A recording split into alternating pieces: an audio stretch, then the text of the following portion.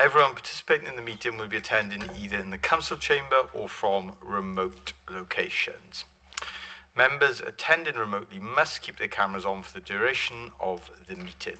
However, all attendees should keep their microphones off until invited to speak. Members and officers can indicate they want to speak by pressing the hands up icon. In the event of a vote on any agenda item, members through the mod.gov voting app will be able to cast their vote for, against or abstain.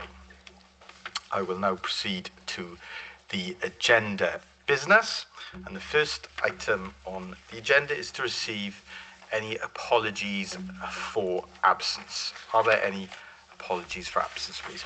Councillor Amanda Williams. Thank you very much, Mr. Mayor. Just apologies from Councillor Ian Spiller. He's going to be late to the meeting, but he is attending.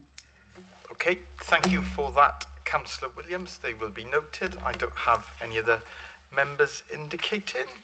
So we will move on to the next item on the agenda, which is to receive declarations of a personal or prejudicial interest in accordance with the Members' Code of Conduct adopted by the authority in 2008. I will take those declarations of interest. Before I do so, can I remind colleagues that there is a confidential item on the agenda, so when declaring any interest, you are careful about how you outline those interests so that we do not stray into a confidential item on today's agenda. So first of all, Councillor Wood, please. Thank you, Mr. Mayor. A prejudicial interest on item 14, and I'll leave. Thank you. Okay, thank you for that, Councillor Wood. Next we have Councillor Amanda Williams, please. Thank you very much, Mr. Mayor. I have a personal interest in agenda item number 6, as I am a community governor at Coity Primary School and it's mentioned in the report. Thank you. Okay, thank you for that, Councillor Williams. That will be noted. Next we have Councillor Steve Bledsoe, please. Thank you, Mr. Mayor. A prejudicial interest in item 7, as it's setting a policy on behalf of the council, and it's to do with complications with my employment. Thank you. Okay, thank you for that, Councillor Bledsoe. Next we have Councillor Thomas, please.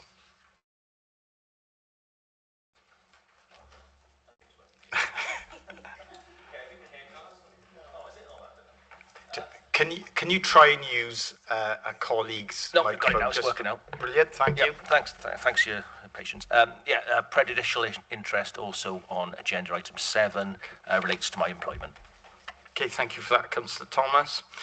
And next we have Councillor Easterbrook, please. Thank you, Mr. Mayor. I have a prejudicial interest on item 14, and I will leave the meeting. Okay, thank you for that, Councillor Easterbrook. Then we have Councillor Winstanley, please.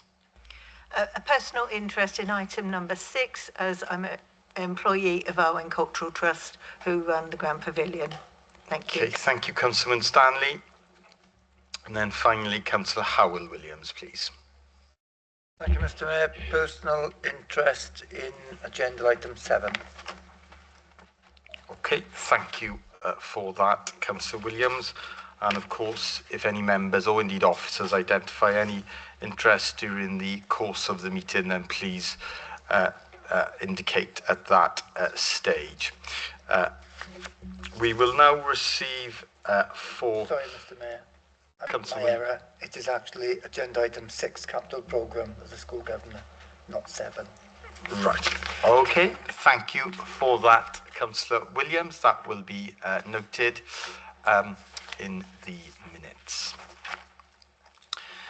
And we will now receive for approval the minutes of the last meeting of council, which took place on the 14th of January.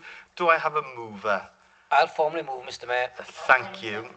I've got a mover and a second. Is everyone in agreement that they're true and accurate record of the last meeting? Thank you, colleagues. So we will now move on to announcements, and that is the next item on the agenda, and the first announcements are from myself as the Mayor. I was very proud to represent the authority at the Wales Holocaust Memorial Day ceremony at the Temple of Peace in Cardiff. It was incredibly moving to meet and hear from the inspirational Holocaust survivor Peter Lantos. Peter was just a 5-year-old boy when he was deported to the Bergen-Belsen concentration camp. His harrowing account of the brutality and murder by the Nazis that led to the loss of 21 members of his family, including his father, was an unforgettable testimony. Witnessing so much suffering, disease, pain and death made Peter absolutely determined, trained to become a doctor so he could help save lives when he grew up. A distinguished career followed in medical research, culminating in him becoming Professor of Neuropathology at King's College in London. As now one of the last remaining survivors, Peter is dedicating his life to sharing his story with the next generation. And so in 2023, he published a book for children about his life at the camp, titled The Boy Who Didn't Want to Die. I was delighted to officially open the brand new community pantry set up by Faldau Primary School in Pontycymer. 80 families have now signed up for a weekly bargain that also helps slash food waste. The invitation is supported by Baobab Bach, Fair Share Cymru and Pontycymer Cooperative. The school's young eco-warriors also opened their brand new zero waste shop offering high quality children's clothing. It was also very impressive that every class from year 6 to the youngest in nursery were learning through hands-on experience about making healthy meals, and I was very happy to be the chief taster of those healthy meals. Bridgend Life Centre has benefited from a £300,000 investment by this council in a major upgrade of equipment and an extension of its fitness suite. It was officially opened by the deputy leader this week. An additional 800 square feet of brand new dedicated training space has been created by our partner Halo. State-of-the-art equipment designed to support all fitness goals from dynamic cardio to robust strength training has also been installed by the social enterprise. Feedback from residents has been very positive about enhancements, and usage of the already very popular gym has increased further. Today, Bridgend Life Centre was also the venue for the latest free mind and body roadshows organised by Barvo. These events provide an opportunity for members of the public to meet local health and wellbeing organisations in a relaxed one-to-one setting, helping them to access the support they need for both physical and mental health. Services available include free professional hearing checks. It was very interesting and helpful to meet a range of teams from different partners at the roadshow at Brinkething Community Centre. The event was also a big hit in Porthcawl, and its final stop will be at Maesteg Town Hall tomorrow from 11 o'clock to 2 p.m.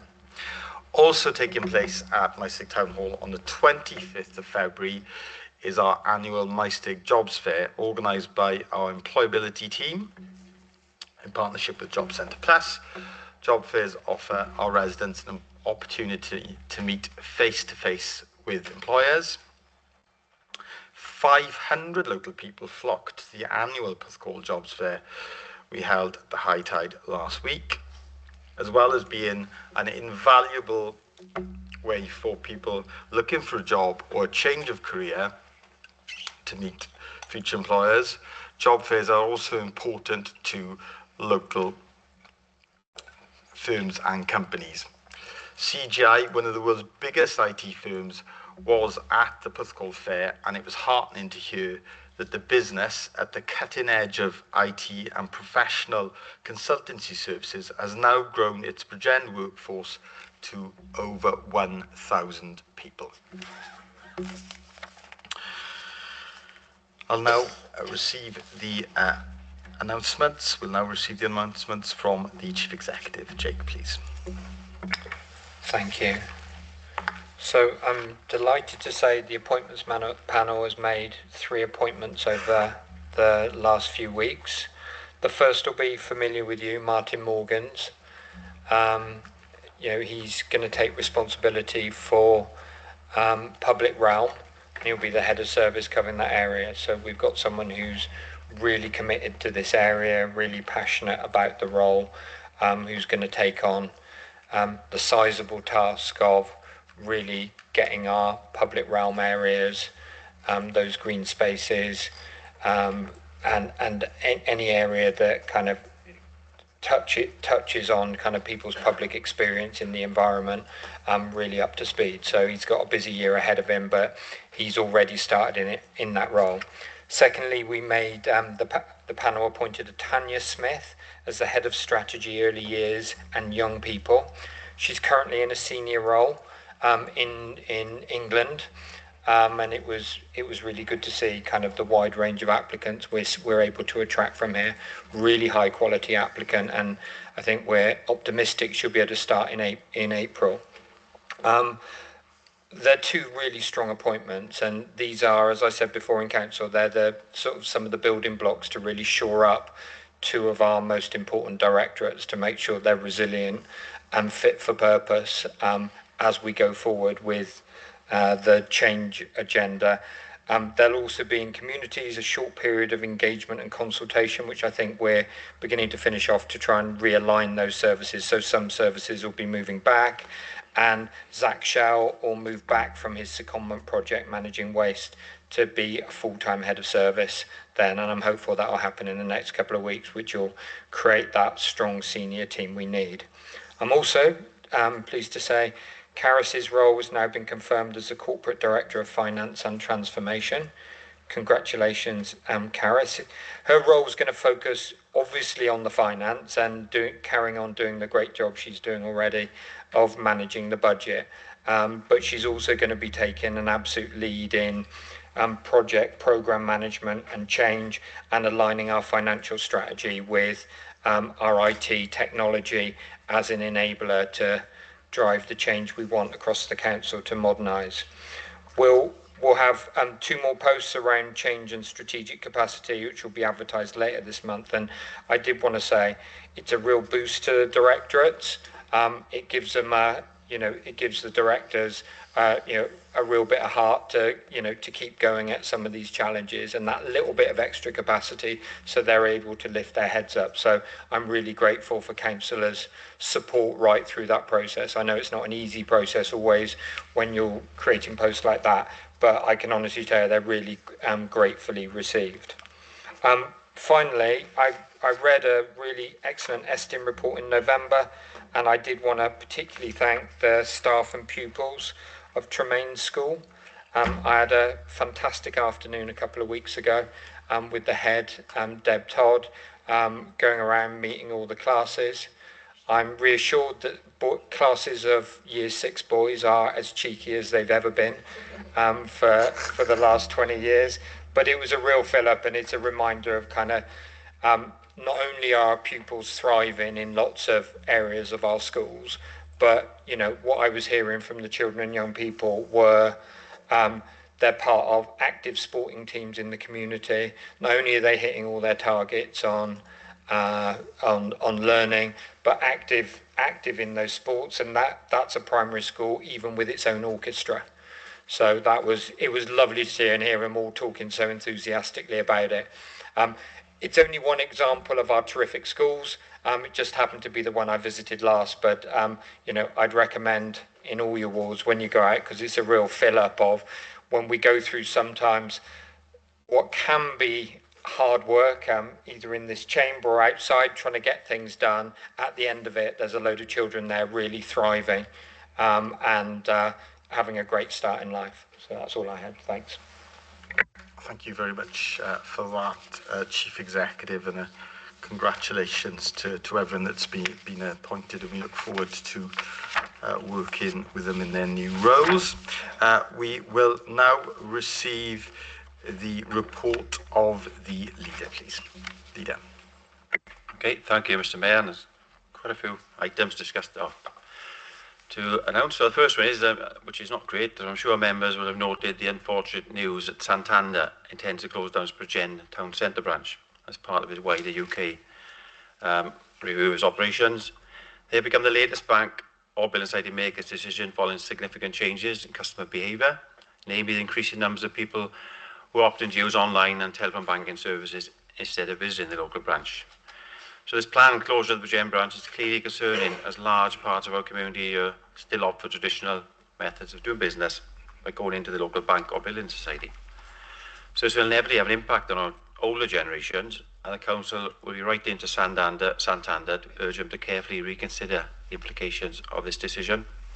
They need to take into account the full impact of the closure upon the local community at all levels, and must ensure that whatever alternative arrangements they are proposing to put in place are both suitable and sustainable in the long term. We'll also be asking them to provide more details on the plans for maintaining an alternative physical presence within Bridgend, and I hope to have more details to share with members very soon. On a brighter note, I'd like to ask members to support the launch of the new campaign, which will be announced by Foster Wales Bridgend. This campaign offers a new range of incentives for people who sign up to become foster carers, which includes 50% reduction in council tax bills, free Halo Leisure Centre and swimming pool membership, and access to the Blue Light Card scheme, which provides exclusive discounts across a huge range of goods and services activities. And our foster carers also receive competitive allowances and enhanced fees, together the training they need to get started, and ongoing support from a dedicated team of experienced, community-based staff and veteran foster carers. To help carers, children and young people settle in the new homes together, we've also a new placement support team, which is available 7 days a week along with an out-of-hours service. These foster families play an essential role within our communities, and I'm sure all members will agree that these new incentives are a practical way of recognising and rewarding in this important contribution they make. So full details are available at our Foster Wales Bridgend website, and please help us spread awareness of the campaign. In other news, latest statistics issued by Welsh Government have confirmed that Bridgend County Borough is once again delivering high results when it comes to recycling and disposal of waste. With an overall 71.4% recorded rate, we're one of 12 areas in Wales to meet the Welsh Government recycling targets for the period 24-25, and one of just 4 areas that surpassed it. It's good to see many of our colleagues, councils in Wales, also scoring highly, with Neath Talbot and Newport councils also sharing 4th place. In the same week the figures were confirmed, our waste partners, Plan B Solutions, announced the launch of a new community fund. This enables local groups and voluntary organisations in Bridgend County Borough to apply for a share of the £10,000 fund designed to support projects that make a positive difference to our communities.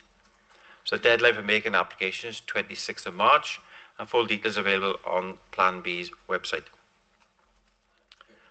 Members may have noticed recent announcements from Welsh Government and how its local government borough initiative has enabled councils across Wales to repair or prevent around 171,000 potholes spread over 324 miles of road. A scheme such as A48 Redhill to Stormy Down here in Bridgend have been highlighted. Just an example of how this initiative has been used to make a big difference within our communities. I thought it would just help to put into perspective by briefly providing some additional details and some figures. So last year, 25-26, well, the current year, we resurfaced the equivalent of more than 22 kilometres of the county borough's highway network. A total of 53 roads were targeted as part of the rolling resurfacing programme. We had prevented or repaired more than 5,300 potholes, more than 100 potholes every week. And there's still be more potholes left there, but let's make it clear, we are addressing and dealing with it. There'll never be enough money to deal with it all. So altogether, this came to £2.7 million of Welsh Government funding last year and £1.2 million of council funding, a total of £3.9 million investment in our highway network in this last year. It's just a small portion of the overall network. When you consider the council looks after a total of 787 kilometres of maintained roads, 904 kilometres of maintained footway, 26,268 drains and gullies. 26,268. and we've got to keep them clear. And 485 bridges and other structures. So it just helps to clarify why we maintain the network based on a rolling programme of improvement. It also illustrates the costs are involved, and this is why Welsh Government funding remains an essential part of this programme. On a final note, I'd like to acknowledge Councillor Andrew Morgan of OBE, who recently confirmed his intention to step down as leader of Rhondda and Taff County Borough Council. Councillor Morgan has been at the helm of Rhondda and Taff for 12 years, the longest serving council leader in Wales. In that time, he's been a close ally of Bridgend County Borough Council and the two authorities. They've worked together in close partnership on a wide range of local government issues. Councillor Morgan is also the leader of the Welsh Local Government Association. So I have no doubt the Council will continue to carry on as a result of this close bond formed this time. We'll carry on working together. I'm sure members will want to join me in taking this opportunity, thank him for his support, and wish him a well-earned retirement from local government. And a final thank you from me to members in this chamber and outside for the recent wishes and comments on the loss of my mother.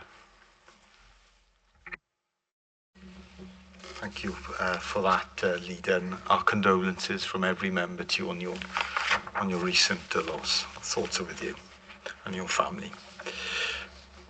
We'll now receive the Capital Programme Q3 update. I'll ask the Cabinet Member for Finance and Performance to present the report. Councillor Howell-Williams, please. Thank you, Mr. Mayor. If I may take members to agenda item 6 on the this afternoon's papers, the Q3 Capital Programme update, and it gives a position at 31st of December 2025. Council are asked to note the slippage of 3.392 million for the Grand Pavilion at Porthcawl. That's identified at 3.1.4 of the report, and 3.1.5 identify a number of amendments that are seeking approval. The recommendation is at 9.1 of the report. Okay, thank you for that, Councillor Williams. So you've moved the recommendations. Seconder for the recommendations, please. To second. Thank you, Councillor Farr. Councillor Martin Williams, please. Thank you, Mr. Mayor. A question for the Cabinet Member, who I think has been in charge of the finance brief now since, is it 2017 at least? So you've got a good understanding of this, I would have imagined. At the end of Q3, the paper says that we'd spent 23.5 million to date in this year, and yet the forecast to year end is that we're going to spend in total 78.243 million. So that means in the first quarter, sorry, maths perhaps isn't my strong point, but in the first quarter we spent, in the first 3 quarters of the year, sorry, we spent 23 million, and in the final quarter of the year we're going to spend 54 million. In your experience, this long experience of being in charge of this brief, do you think that's credible?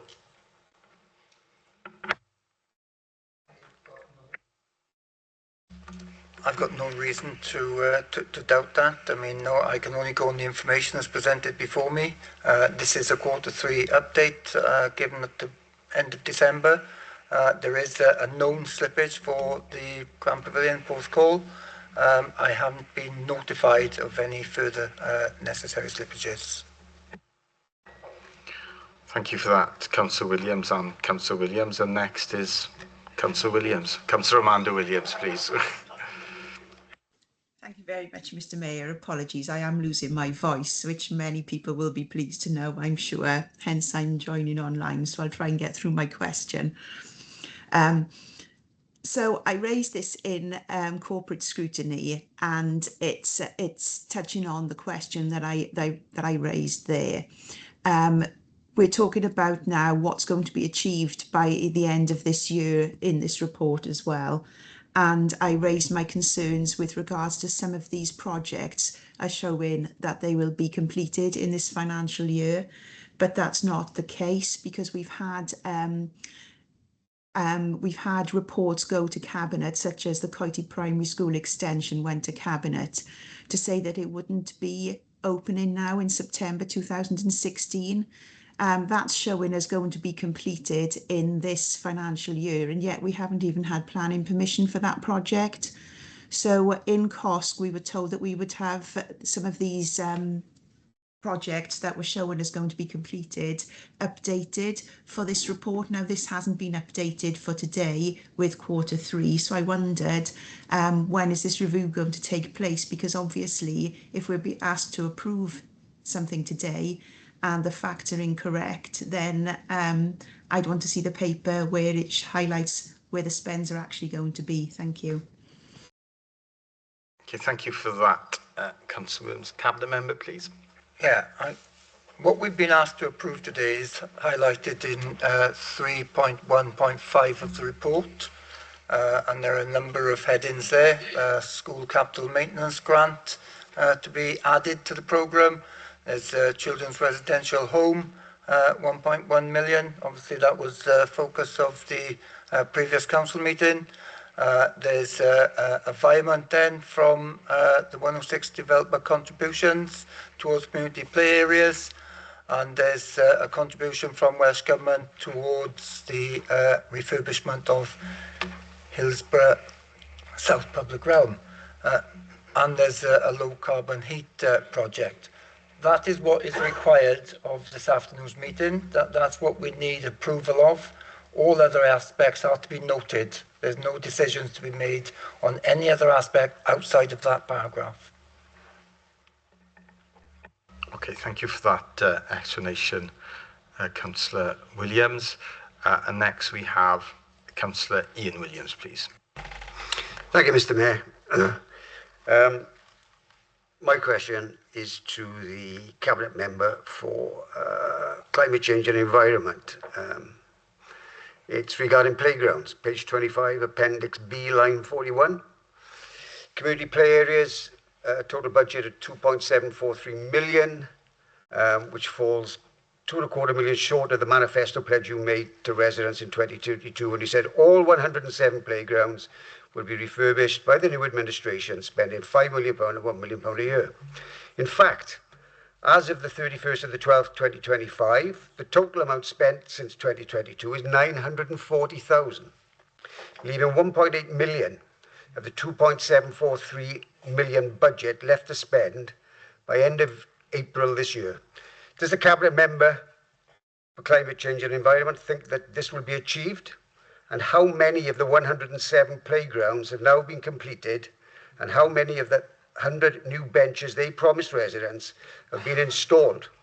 And will he now be pushing for an extra £2.25 million to fulfil the pledge of spending £5 million on playgrounds over 5 years, which the current administration made to residents in order to get them elected? Thank you, Mr. Mayor. Thank you, Councillor Williams. Councillor Kaparos, please. Thank you. Well, you can see in the plans given here today in the report that environment is also made to help boost the funds within the play parks. Our commitment to the play parks remains. We will get them all renovated by the end of this term. With regards to your particular questions about scheduling of those, I'll hand over to the Director. Thank you, Councillor Kaparos. I'll now bring in the Corporate Director for Communities. Janine, please. Yes, thank you, Mr. Mayor. For the purposes of the recording, I'm Janine Nightingale, the Corporate Director of Communities. So, as the Cabinet Member has endorsed, we are on course to complete the refurbishment of all play areas in the borough by the end of this administration. There's an amount, I believe, of 1.8 million additional funding that has been added into the capital programme to allow us to do that. We're out to tender for the next 2 sets of batches of play areas, and then because we have this 1.8 in the capital programme, we'll be able to let the remaining playgrounds. What I can do, Councillor Williams, is I can get you a written response detailing which playgrounds have been completed to date, because as you could imagine from the 107, I don't know off the top of my head, I could name them. which ones have been completed, but I know we've done a significant number. We have 2 sets of tenders out, and the final tender, we have additional money. So to reiterate, we are on course to complete all refurbishments of these playgrounds by the end of this administration term. Thank you. Okay, thank you for that, Janine. So next we've got Councillor John, please. Thank you, Mr. Mayor. My question is for the Cabinet Member for Housing. If we look at the ARD section, page 26, line 77, there's no budget beyond 25-26. So are we to believe that all remedial work has now been completed or will be by the end of this financial year? Considering the amount of moral turpitude related to the ARB scandal, I'm extremely sceptical about any claims made by this administration that all work will be completed by the end of the financial year. Thank you, Mr. Mayor. Thank you, Councillor John. So I don't believe that Councillor Farr has the Cabinet members led on this. That's what you just indicated, Councillor Farr. So I'm going to invite the leader to, sorry if you're not expecting that, but I invite the leader to respond to that, please. Yeah, thank you, Mr. Mayor. More than happy to respond. I assume we're not going through every line of the capital programme because that's not the purpose of this report. It's an up-to-date report. But more than happy to answer your question. And thankfully to the funding that's come from Welsh Government, there's a lot of work being done on the RBED scheme. As far as I'm aware, it's on track to be completed. There's a lot of work being done. We will need to get an update, and perhaps I can arrange for an update from the officers to be sent to all members. But I can assure you, there's a lot of work being done. There's still, perhaps not everybody's happy, but we're doing everything, and the council, in conjunction with Welsh Government, are doing everything that we can to try and repair and put things back. Not all that we're responsible for this council. Only 20 of the properties this council is responsible for. But I've been up there on more than one occasion in public meetings, and yeah, it's difficult. Not everybody's happy because there's some terrible things have happened to the properties. But some great work being done with this authority in conjunction with Welsh Government, and let's talk it up and not talk it down. Thank you for that, leader. Next, we've got Councillor Clatworthy, please. Thank you.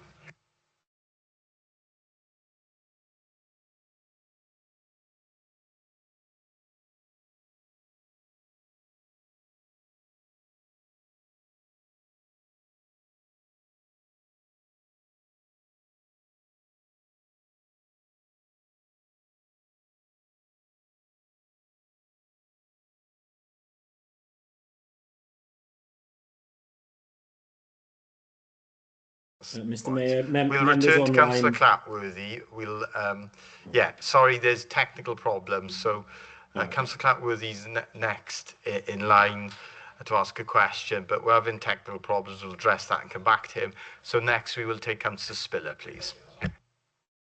Thank you very much, Mr. Mayor. I'd like to ask a question to the Cabinet Member for Finance. Appendix A has a column headed Total Expenditure to Date. Could the Cabinet Member please explain to me how this is determined and what rules govern how it's recognised in the accounts, please? Thank you. Thank you, Councillor Spiller. So I'll ask the Cabinet Member for Finance. Thank you for that question. I'm happy to take that question away and provide a written response. Okay, thank you for that, Councillor Williams.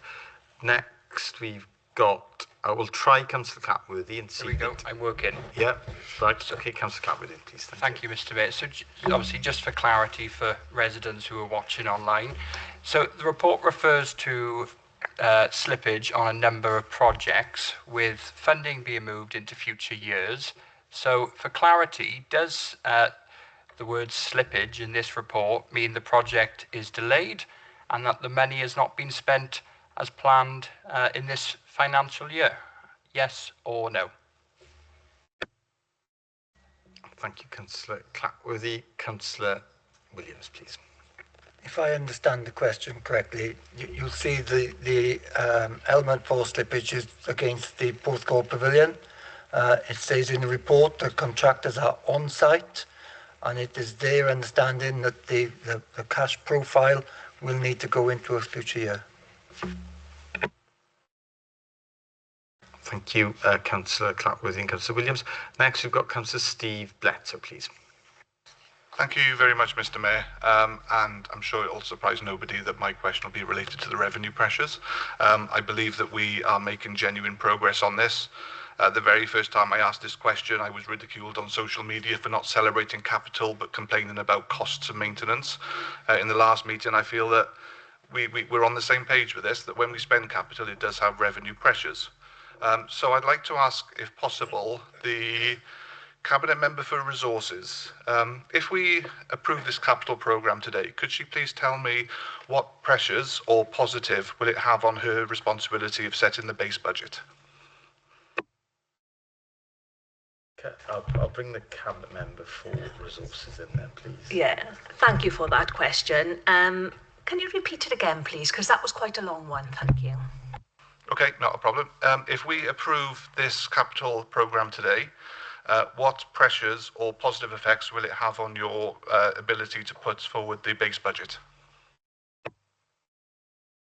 I think this is quite a technical question, actually, as well, from my perspective, and therefore I'm wondering, Caris, if you would like to elaborate, please. Thank you.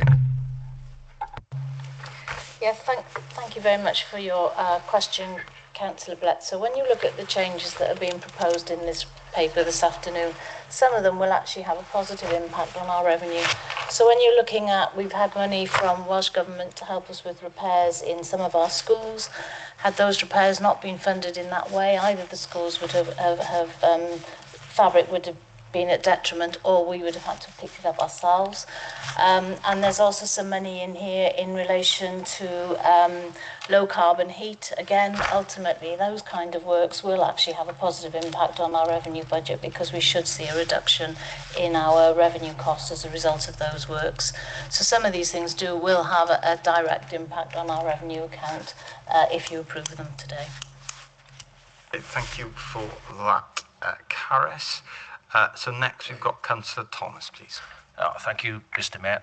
I've been looking through the capital report, and as you'd imagine, there's quite a few projects spread mainly in the most populated areas of the county borough through the 4 towns of the county borough. I think as an additional bit of analysis for members, I personally think it would be quite useful if we had a list of these projects by geography. My recommendation of that geography would be spatial planning area.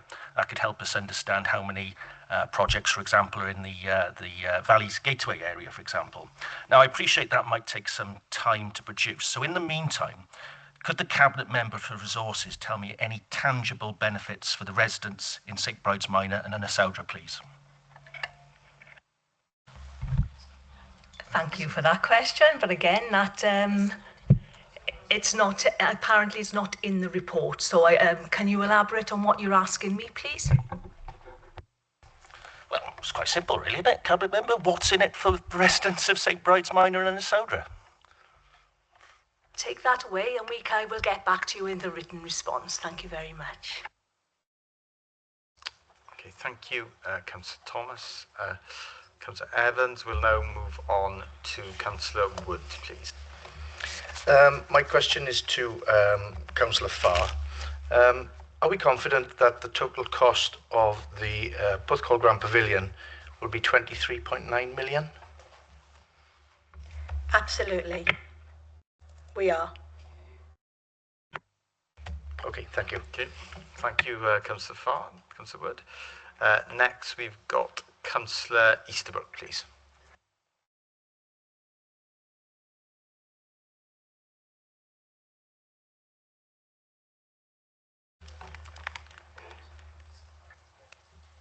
Okay, thank you, Mr. Mayor. I don't know who to direct the question to, so maybe you can help me on that, but can this council have the minutes of the Capital Programme Board?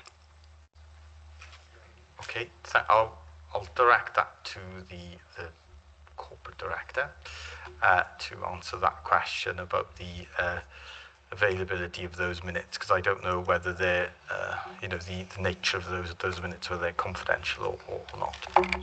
Caris, please. Yes, thank you for the question. The Capital Programme Board has action notes taken, really, rather than minutes. So any key actions that come out of the decisions made by that group are noted for. They're not I'm looking at Kelly now. If they're public. No, they're not public. That's not public information, but I can confirm that they are noted and action notes are taken from every one of those meetings. Thank you for that question, Councillor Easterbrook. Thank you for that clarification. As it's not a committee of council, and therefore they would not be public minutes or even action points. So next is Councillor Freer-Bledsoe, please. Thank you very much, Mr. Mayor. I'm just like to take us to page 26, line 78, the Bridge and Heat scheme. I know I mentioned this in COSC recently. However, my question is slightly different this time round. So it's to do with the SPV costs and are there any SPV annualised costs attached to this project? If there is, are they indexing annually, please? And also as well, for the Cabinet member, because it's a political question, is there any political reason for bringing this project line back year after year, despite us being told that there's no realistic expectation of it going ahead? Thank you. Thank you for that. So, technical question, I think I'll take the Corporate Director of Communities and then I'll bring the Cabinet member in. Yeah. Well, if we want to, we'll bring you in first because there seems to be some discussion amongst officers. So you can come in with the political answer then, please, Councillor Williams. Yeah, my understanding, this is a total funded project and we're in discussions with the funders about a future possibility for an alternative use, but it's highly likely that this will have to be returned to the provider. Okay, and I'll bring the Corporate Director for Communities in to provide some additional information and to answer the technical question you asked. Janine, please. Yes, thank you, Councillor Bledsoe. When we first had the grant from HNIP from the UK government, we were asked to set up a special purpose vehicle in order to receive the funding and to spend the funding. Now, because we can't spend the funding in the way we would want, we are now working with HNIP as Councillor Howell-Williams, as the Cabinet member has described, in order to look at alternative ways to use the money. But what we have done in the interim period is we've wrapped up that company because we've never traded that company. It was called the Bridge and Heat Limited on Companies House, so that's been wrapped up. There's no costs associated with that now. Because we're not going to use that vehicle because it was to do with the way the HNIP money was funded. So that's gone. And now it's for us to see what we can do going forward. One of the things we wanted to look at was whether there was a private sector company that would be willing to come in and look at the district heat piece for us in Bridgend, as they have done in other parts of the UK. So hopefully that has helped you with some of that. Thank you. Thank you for that clarification. Okay, Councillor Wathen is next, please. Yes, thank you, Mr. Mayor. My question is for the Cabinet member for Finance, and it relates to Appendix A, page 24. Line 114 is titled Unallocated and is forecast to add up to 29.3 million. Could the Cabinet member please explain what is included in this line and who controls it? Thank you for that question, Councillor Wathen. Councillor Well, as I have mentioned earlier, these numbers are for noting, but I'm sure Gareth might have an idea of what that particular line represents. Yeah, thank you very much for that. The unallocated is funding that's in the capital programme, but not specifically allocated against particular schemes at the current time. If and when we bring new schemes onto the capital programme, then we would move the funding from that line to meet the appropriate scheme. Okay, thank you for that, Councillor Wathen. Next, we've got Councillor Barrow, please. Thank you, Mr. Mayor. How confident are we that all these figures are accurate? Right, okay, thanks for that question, Councillor. I have every confidence that they're as accurate as they possibly can be. Okay, thank you, Councillor. Thank you. Williams and Councillor Barrow. Next, we've got Councillor Alex Williams, please. Thank you, Mr. Mayor. Just on the Grand Pavilion, Councillor Farr has given us a categorical assurance that it'll come in on budget, which must make Janine absolutely flinch. But last year, £8.668 million slipped into this financial year, and now we have £3.392 million of revised cash flow, which has slipped into the next financial year. The report also says, ominously, and beyond. This continual slippage doesn't paint a particularly positive picture that we are going to meet the projected completion date of autumn 2028 or come in on budget, Councillor Farr. So could one of the Cabinet members just outline the main causes for this budgetary slippage? Is it project management deficiencies, scope creep, operational and resource constraints, external market factors, any other reasons? So can we have an assurance that this project will now come in on time as well as on budget? Thank you. Thank you, Councillor Williams. I bring Councillor Farr in, please. Thank you, Councillor Williams, for your question, and you're confident in my answer. So the slippage is the funding from BCBC. We've been awarded some grants from the Art Council, and there's a time frame we have to spend that money first by the end of March. So we want to spend that money first before we spend our own money. So that's the reason for this splitting. If we don't spend that money, we will lose it. I hope that answers your question. Thank you. Thank you, Councillor Williams and Councillor Farr. And then finally, I think this is, no, it's not finally, is it? Well, this will be, well, and we won't get any other contributions because we've had about 25 questions so far. Councillor and the Deputy Leader will be the last speaker then. Councillor Clark, please. Thank you, Mr. Mayor. Councillor Farr mentioned that the total cost of the pavilion was going to be 23.9 million.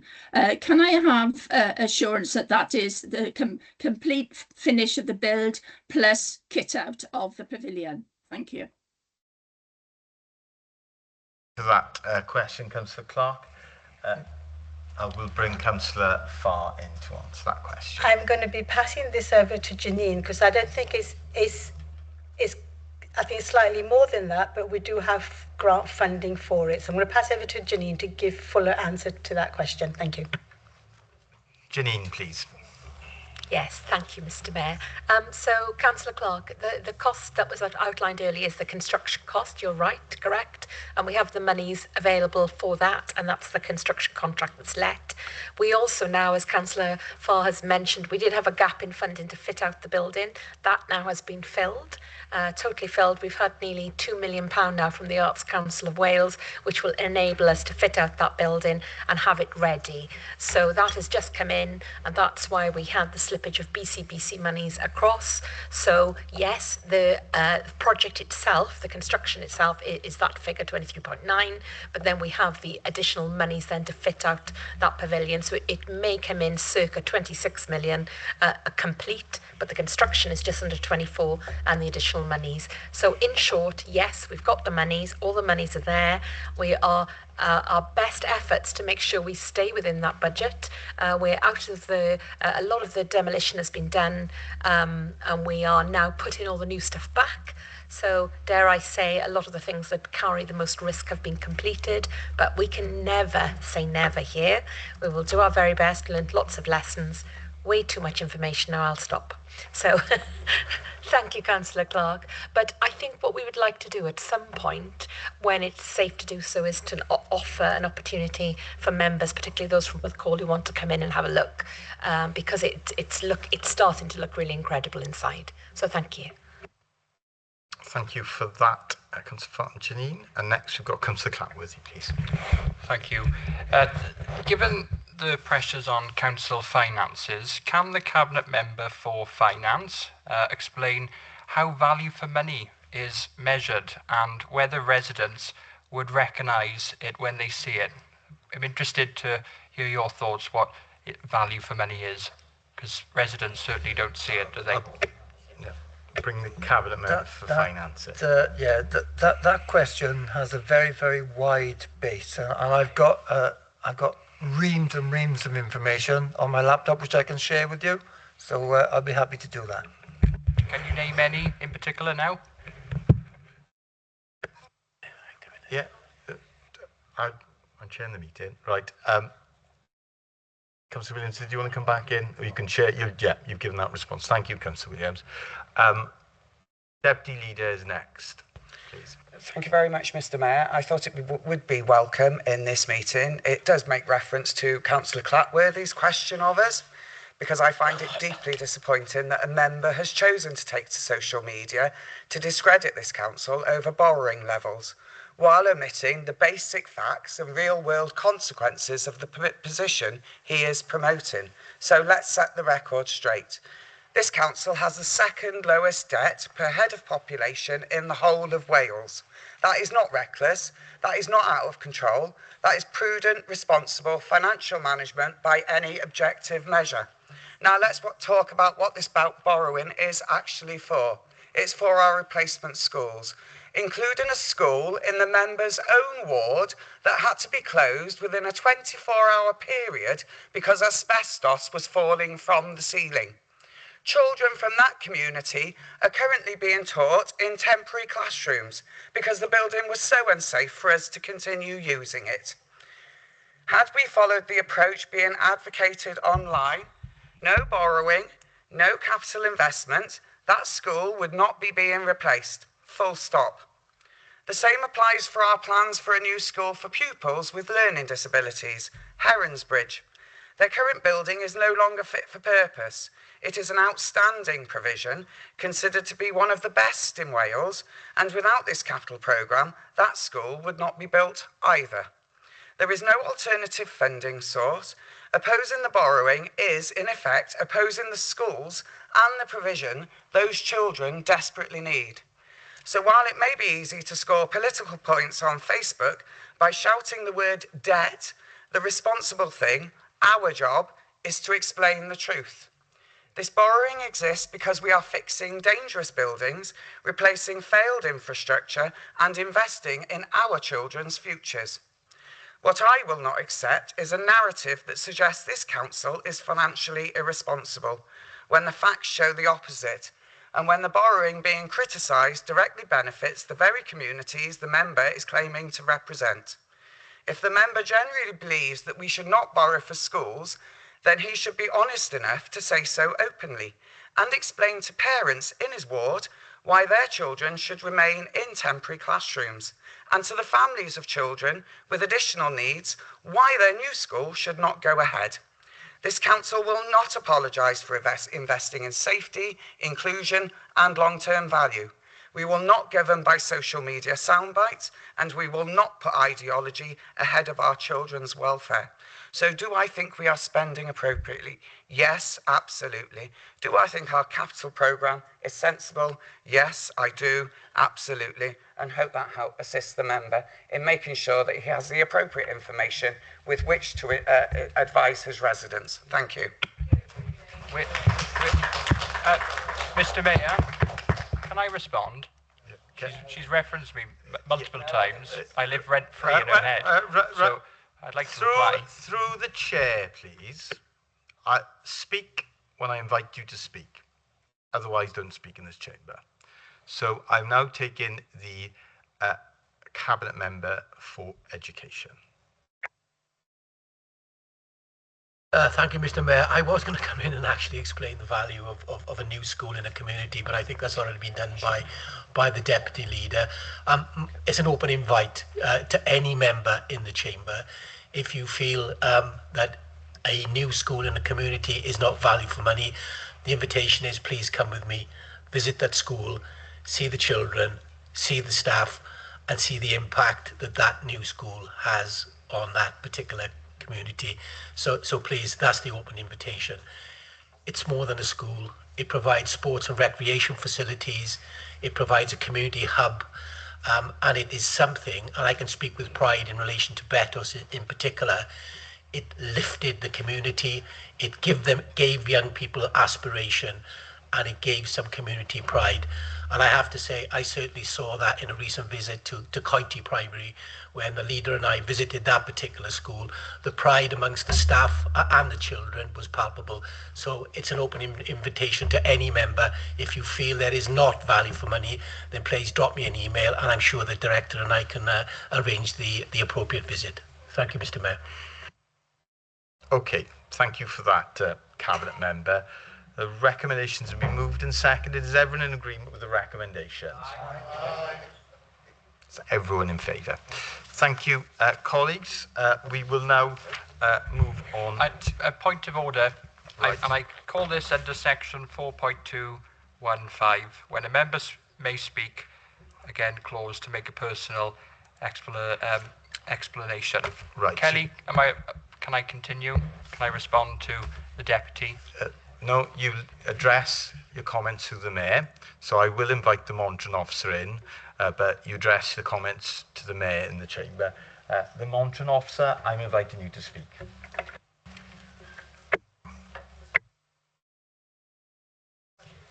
Councillor Clatterly, a right of reply for a personal statement is to clarify something that's been said in the chamber that is inaccurate. So unless there is an inaccuracy in that, and I think the only thing that you can comment that is inaccurate is whether or not you made the social media post that was referenced. So if you made the social media post that was referenced, then I don't think there's any inaccuracy there. Yeah, the social media post was to expose this council. Right, okay, no. So I can clarify that. Right, so residents aren't stupid, Jane. No, right. We're not having any more debate on this. Can we have some quiet in the chamber, please? A point of order has been made. It's not been accepted by the monitoring officer. So that is the end of the matter. We're going back to the point on the agenda, and the next matter on the agenda is the housing in multiple occupancy supplementary planning guidance. So, okay, I'll just wait. So just for the benefit of members online, we are waiting for 2 members to leave. Not that they're taking long, but they're going to leave the chamber.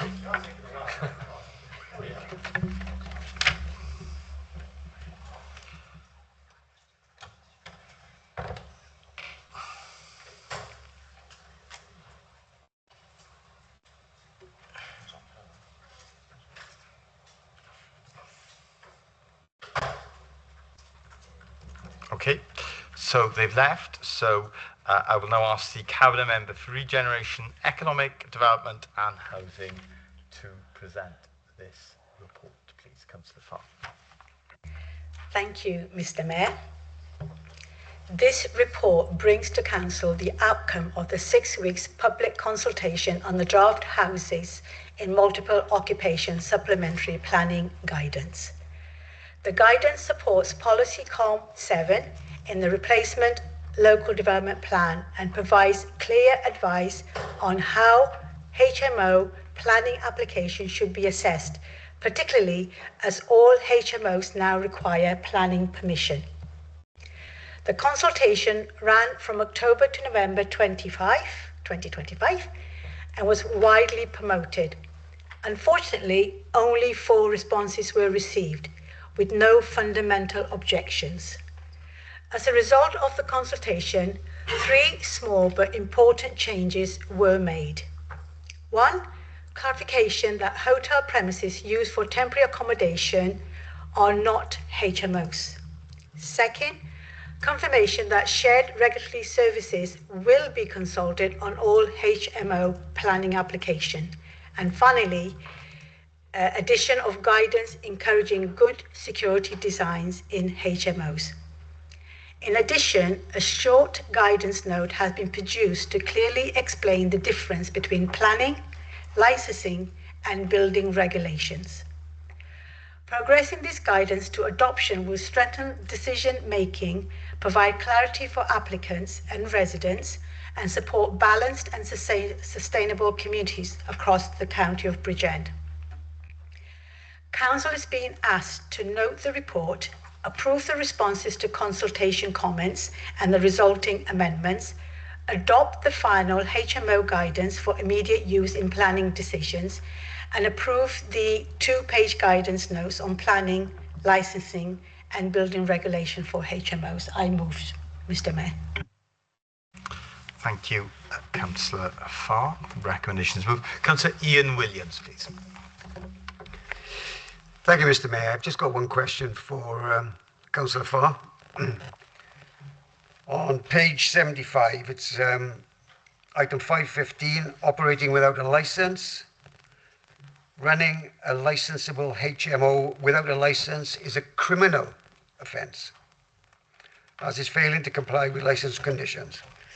If a local authority is made aware of a HMO which was operating without a licence or change of use to C4, should the authority report this to SRS as a duty of care to those who live there in order for inspection to take place and criminal proceedings to be initiated? If the authority is aware of a HMO operating without a licence and it's a criminal offence, should this authority be taking action? Thank you for the question, Councillor Williams. Councillor Farr, please. Yeah. Mayor, I'm going to pass that to Jack to respond to, if that's okay, please, because there's lots of technical issues there. Thank you for that, Councillor Farr. Warm welcome to Jack, the Senior Planning Officer, who's the lead officer on this. Over to you, please, Jack. Thank you, Mr. Mayor. I'm just going to pass over to my colleague, Adam Prevost, to answer that. Thank you. Adam? Thank you, Mr. Mayor. For the benefit of the recording, Adam Prevost, Strategic Planning and Transportation Manager. What we tried to do with this SPG was clarify the different regimes that operate around houses in multiple occupation. So there are elements that licensing cover and there are elements that planning cover. Paragraph 5.15 was based on some information we had from shared regulatory services around what they normally enforce.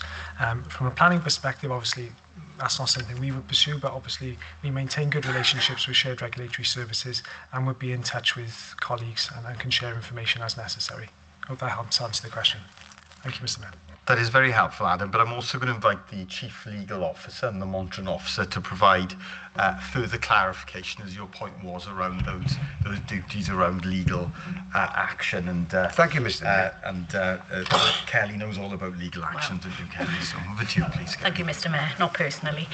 I think Adam has probably covered the main points. I think the point is that the planning will work with SRS, and obviously SRS come within my remit. They refer any issues onto SRS that they're aware of, the same as any other department within the council can refer those concerns onto SRS. SRS will then investigate in accordance with the code for prosecutors, and the evidence will be assessed by the SRS team. If they feel there is sufficient evidence, that's passed to the legal team, who then apply the relevant legal frameworks to make sure there's enough evidence to move forward. So I can't guarantee you that in every case it will end up in a prosecution, because it will be fact specific and will depend on the circumstances in each case and the evidence that SRS can obtain. Can I just come back in, Mr. Mayor, just for clarity, for peace of mind. So if a HMO is operating without a licence and then applies to this authority for retrospective planning permission and is granted planning, surely that can't be right, because a criminal offence has been committed. Thank you for that further question, Councillor Williams. I'll bring them on. Sorry. I'm not going to get into case specifics. As I said, each case is dealt with on its individual merits. I wouldn't want to comment without reading the case file and seeing the exact circumstances and then discussing with my colleagues in planning and with the SRS. Okay, thank you for that. And I think we leave that there, and I'm sure that can be considered outside of the meeting, because I wouldn't want us to speculate about the possibility or not of legal action with reference to a specific property that I'm sure the monitoring officer would be more than happy to try and answer that question outside of this meeting. Next is Councillor Smith, please. Yeah, thank you, Chair. Just to follow on from Councillor Williams' question, can the Cabinet member tell me how many HMO enforcement officers there are currently employed and whether she thinks that number's adequate or not? Thank you for that, Councillor Smith. We do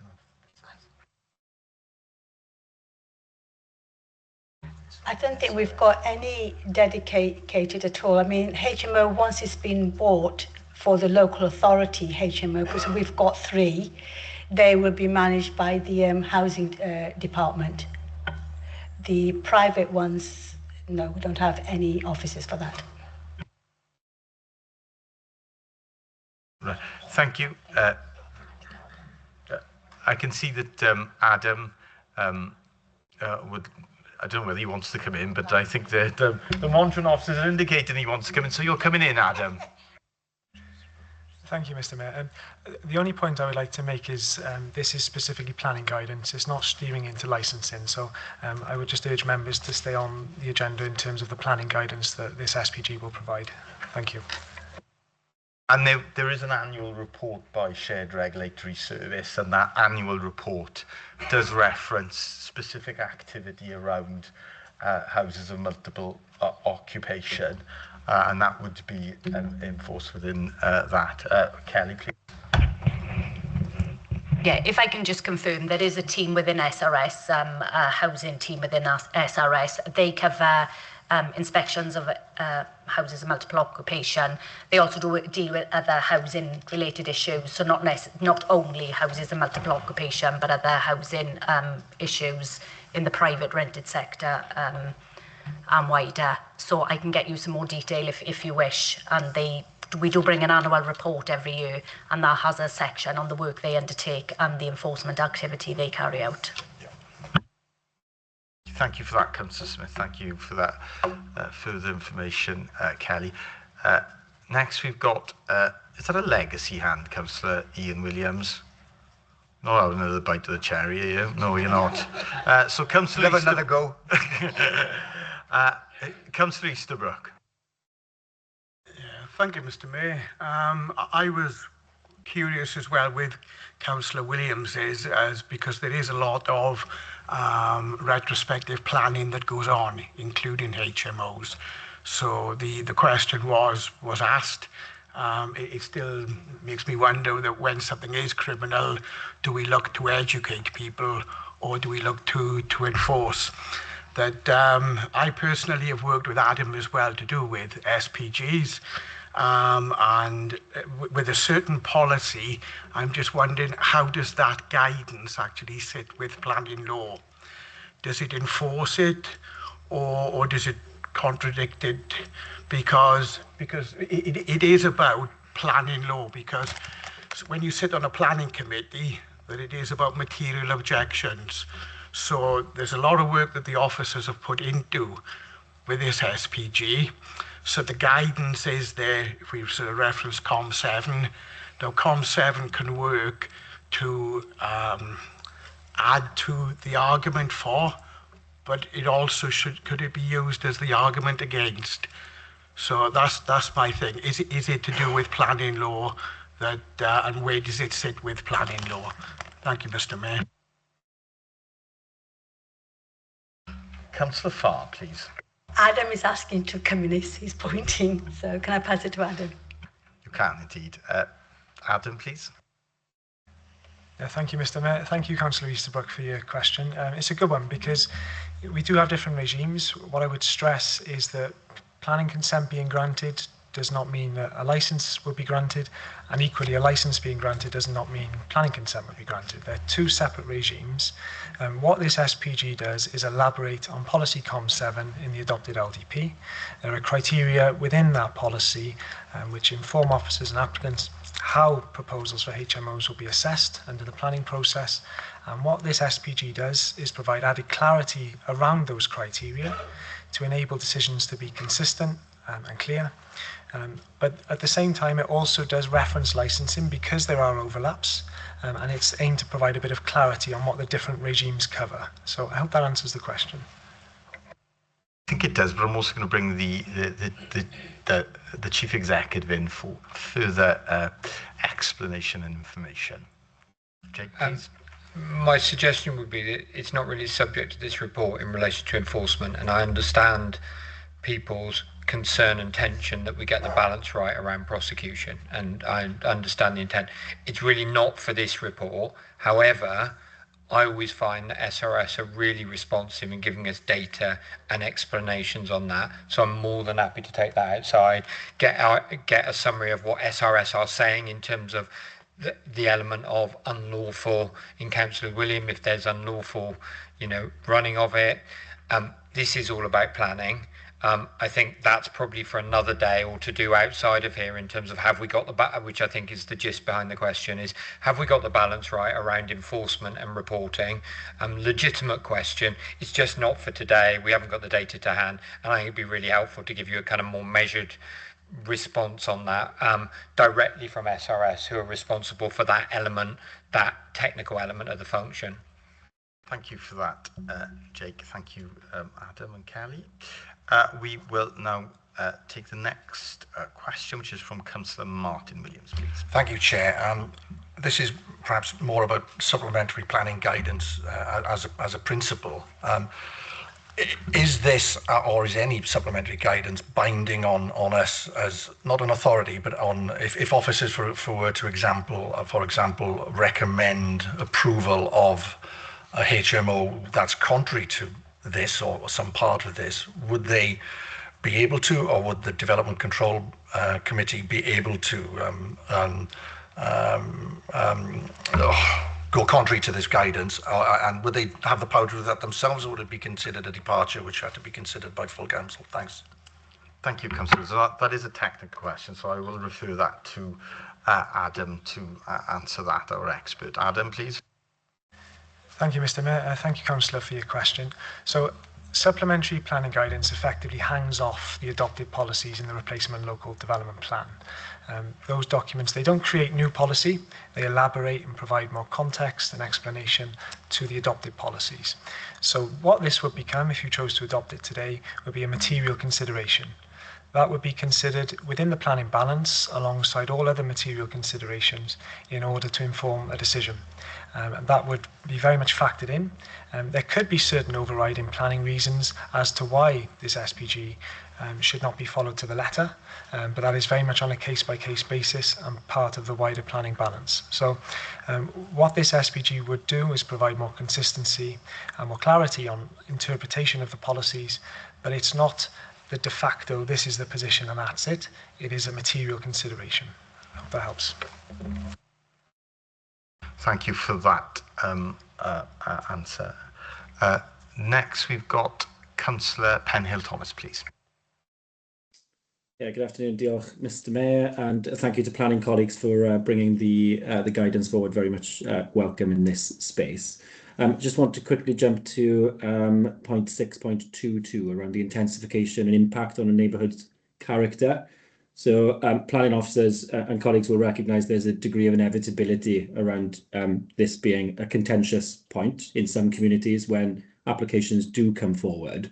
So I read with interest that each proposal will be assessed on a case-by-case basis, but the net gain in the number of occupants should not be unduly excessive in nature. So I'm wondering, are there any hard rules, or dare I say, mathematical equations that more clearly point out what that means in practice, about what unduly excessive in nature means? Thanks. Thank you for that question, Councillor Penhill-Thomas. Again, that's a technical question. So again, I'm going to go to our technical expert to answer that question. Adam, please. Thank you, Mr. Mayor. Thank you, Councillor. A very good point, and that was very much the thrust of this whole policy. We never had a policy around HMOs in the previous plan. The whole intensification of HMOs within an area and the impact that they would have very much factored into this policy. So there are two main tests really in the policy in that respect. One is around whether more than 10% of properties within a 50-metre radius would be HMOs. And what the SPG provides is guidance on what that radius looks like and how you would count those number of properties in that radius. And then the second criterion is much more about the immediate amenity within the street scene, so the impact on adjoining properties. And there are a range of amenity considerations that are always taken into account as part of residential planning applications. They are very much on a case-by-case basis. It's not really possible to give an itemised list because every proposal varies depending on its nature. But it would be the collective impact both on the area and within the immediate street scene. I hope that helps. Thank you for that clarification. It is helpful. Thank you very much, Adam. Well, that is the last contribution I can see from members. So recommendation's been moved and seconded. So is everyone in agreement with the recommendations, please? Aye. Okay, well, thank you. So recommendations have been accepted, and a big thank you to Adam and Jack for their work on this. This is a really positive development. Round of applause. Don't get that very often for officers, so thank you both for your very rare occurrence in this chamber. So we will now receive information report for noting, and I will ask the Chief Legal Officer to take us through this. Kelly, please. Thank you, Mr. Mayor. This is just a short administrative report. Apologies, we are waiting for some members to come back into the chamber.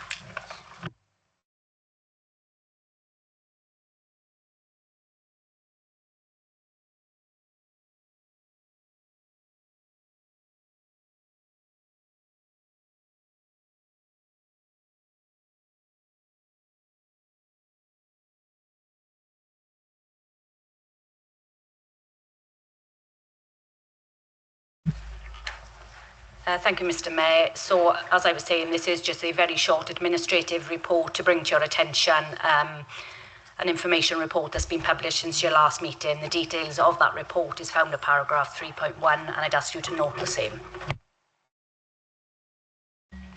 So someone move to note the report? Thank you, Councillor Barrow. Thank you, Councillor Granville. All in agreement? Oh, Councillor Alex Williams, please. Thank you, Mr. Mayor. I'm happy to note, but my fellow scrutiny chairs and I were emailed on the 17th of December with regards to this urgent delegated power, and we had no objection in enabling the Council to submit a response to the Welsh Government's consultation on the Local Growth Fund by the deadline on the 19th of December. However, can we now see the Council's response? Well, I'm sure we can, but I'll ask for that further clarification from the Chief Officer. Janine is nodding at me, so yes, I'll be fine. Okay, thank you, Councillor Williams. I'm now going to suggest that we take a 10-minute comfort break. So if I can ask everyone to be back in the chamber by 5:30, please.